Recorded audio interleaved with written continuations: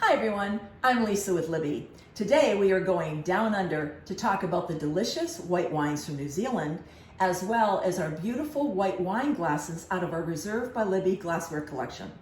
And also why some white wines should never be served in a traditional white wine glass. So now let's talk about white wine glasses. Here I have 3 of our gorgeous glassware out of our Reserve glassware collection. Our first one is our Renaissance 13-ounce white wine glass. Our second is the Contour 16-ounce wine glass. And our third is our Renaissance 20-ounce Burgundy glass. Now, why is it that white wine glasses are the smallest out of all the wine glasses?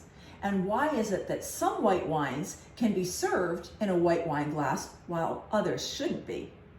Well, the answer to these questions is with most white wines, they are very light to medium in body, with high acidity but low alcohol. And so they also have very delicate flavors and aromas. So putting them in or serving them in a smaller white wine glass with a smaller bowl, such as our beautiful Renaissance 13-ounce glass here, this bowl is small, so it helps preserve those beautiful and delicate aromas as well as flavors. And also too, the way this bowl is shaped, it's a U-shaped bowl. And when you drink it, it helps put the wine directly on the middle of your palate, on your tongue, keeping that wine away from the sides of your mouth where most people pick up acidity. And also too, with white wines, you always want to serve them between 50 to 55 degrees. You want them lightly chilled. So putting them in a smaller bowl, a smaller glass, helps preserve that temperature, thus not heating the wine up and changing the characteristic of that wine. Now, one difference, and that is with full-bodied white wines. When you have a full-bodied white wine, such as a Viognier, a Marsanne, and also an oaked Chardonnay, and this is where many restaurants make the mistake. Chardonnays can either be unoaked, right? Or they can be oaked. An unoaked wine, an unoaked Chardonnay, is fermented in big stainless steel tanks. An oak Chardonnay is fermented and aged in very large oak barrels. So they change as they age, changing that wine to become a very, very full-bodied, very rich, beautiful wine. High acidity, full body, higher in alcohol, with deep, creamy, rich textures and flavors. So a full-bodied wine, like a full-bodied Chardonnay, needs a much bigger bowl, such as our Renaissance glass I have here. Because with all full-bodied wines, we want that, that room, that surface area, so it allows the wine to breathe. And with oak Chardonnays, they have those beautiful flavors. You definitely want enough space or enough room in that bowl to let those flavors really aerate and, expand. So now today, I'm going to be tasting 2 of New Zealand's famous wines. The first is a Sauvignon Blanc, and the second is a Pinot Gris. So let's start with our Sauvignon Blanc. When it comes to wines with New Zealand in the last 20 years has really become a major player in the wine world. In fact, ever since 2000, every single year, New Zealand consistently grows in wine production. Usually anywhere between 17 to 20% consistent growth every year. And the #1 wine coming out of New Zealand is Sauvignon Blanc. In fact, Sauvignon Blanc is responsible for 72% of the wines that are grown and harvested and produced in New Zealand, with Pinot Gris as a pretty close second. Now, Sauvignon Blanc, which is also the parent grape of Cabernet Sauvignon, and you all know Cabernet Sauvignon, that's the most widely drank red wine in the world. Now, Sauvignon Blanc, you either love Sauvignon Blanc or you don't really care for it, because Sauvignon Blanc can be a very pungent, herbaceous grape with, herbaceous notes of lemongrass, green bell pepper, sometimes even asparagus. It's a beautiful, crisp, refreshing wine, and it goes great with seafood like lobster, my favorite, as scallops.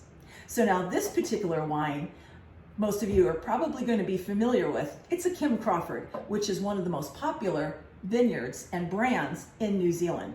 This particular Kim Crawford is a 2022 vintage. So let's taste this wine. And I am going to taste this Sauvignon Blanc out of our Renaissance 13-ounce glass, because this particular wine is very light body, light to medium body, and it has low alcohol content. It's around 12%, but it is high in acid. So this glass is perfect to taste a Sauvignon Blanc out of. So let's swirl. The color is beautiful. I say it's a light straw. Guess? Let's smell. Sauvignon Blancs are very aromatic. So you get a lot of, like I said, a lot of grassy notes, a lot of sometimes asparagus, sometimes, you know, green vegetables. I'm also getting grapefruit and lemon. So let's taste here.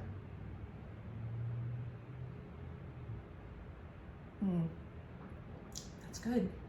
It's very crisp, very refreshing, perfect for summer, and it's good. Very, very good. And I definitely am getting some grapefruit. Okay, so now on to our next wine.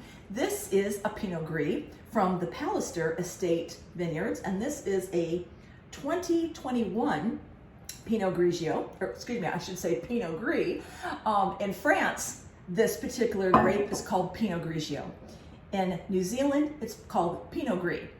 And this is from the Martinborough region in New Zealand, and our Sauvignon Blanc, or Kim Crawford, is from the Marlborough region, which is one of the largest regions in New Zealand. Now, Pinot Gris is a very medium-bodied wine, a little bit more beefier than the Sauvignon Blanc. And this particular Pinot Gris from the Pallister Estate, this is 14% alcohol. So I'm going to drink, since it's a little fuller body, still high acidity, I'm going to drink this out of our beautiful Contour 16-ounce glass. So the color is pretty much the same as our Sauvignon Blanc. Beautiful lemon color. I'm going to swirl here.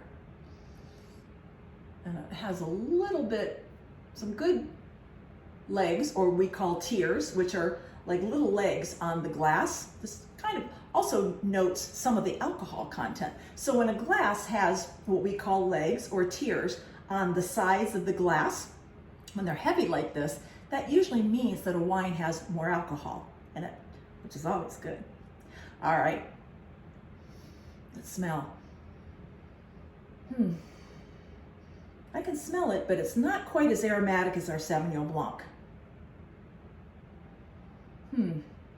It's kind of a more simple wine.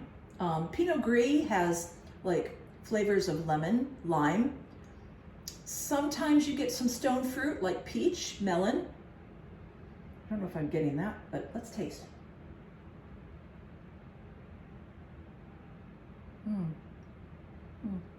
Now this wine, unlike our dry wine of Sauvignon Blanc, this was very dry. This is an off-dry wine. I'm getting a hint of sweetness in this wine. Still good though. And this too would go great with, say, oysters or a light dish, like maybe some light cheese or whatever. These are good, very good. Well, that's all for today, everybody. Follow me next time when I'm going to be talking about biodynamic wines and what the difference is between a biodynamic wine and an organic wine. There's a big difference, and biodynamic wines are really making a really big, bold push in the wine world. So everyone have a great day. Bye for now.